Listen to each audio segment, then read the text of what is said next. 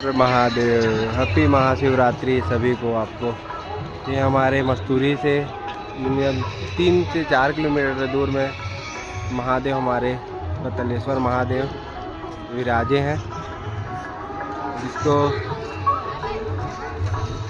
जल चढ़ाने के लिए श्रद्धालुओं देखो कितना भीड़ है। सब अपने अपनी श्रद्धा को लिए हाथों में, बच्ची भी है, छोटे छोटे बच्चे लोग भी हैं, तो खेल रहे हैं, खा रहे हैं, लाइन लगे हुए हैं श्रद्धा से। ये भी छोटी सी गुड़िया देखो, ए बेटा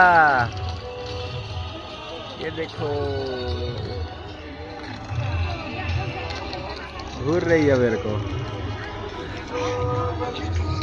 और ये लड़की कब से महादेव के उसमें खोई हुई है, आज ही के दिन बस। बोलो हर हर शंभू।